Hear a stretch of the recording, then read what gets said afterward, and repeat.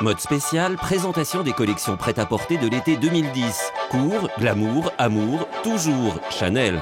Ma proposition pour cette fois-ci, c'est ça. Il y a le côté écolo et bio, ça devient quelquefois un peu pas très sophistiqué, ce qui peut quand même rebuter certains gens qui trouvent ça fait un peu post-hippie, baba cool. Et comme je dis, je peux le répéter, le baba il retourne chez le pâtissier et soyons cool. Chanel invite à la réflexion, nature ou culture, des loups ou des petits chaperons.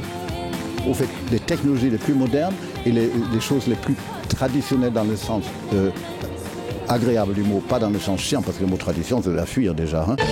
À prix d'or, le people assiste, parfois il crée. Emmanuel Ingaron.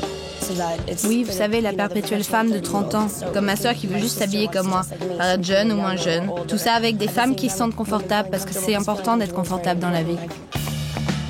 Le printemps prochain sera court, très, ultra, hyper. Une raison ?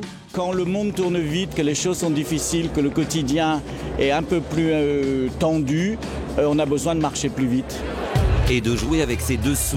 Jean-Paul Gaultier féminise les austères salles de garde. Je me suis recentré sur la lingerie, sur donc certaines prothèses, quelquefois mammaires, quelquefois de padding et tout, toutes sortes de padding, en essayant de les faire bien et de les intégrer aux vêtements, plutôt que de se mettre du collagène. Chez Lanvin, les armatures sont en ruban. Albert Elbaz conseille les hommes. En espagnol, on dit « Tómame cuando me veas ». Et ça veut dire « Prends-moi, aime-moi quand je suis là, parce que demain je peux ne pas y être ».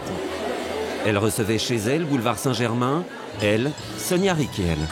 Elle est vivante, elle est poétique, elle est insolente, elle est charnelle. Et elle est extraordinairement fleurie et odorante, et voilà quoi. John Galliano emprunte la grande illusion du 7e art. Wells, Hitchcock, Hollywood, comme le commerce de mode, n'aime que les happy end.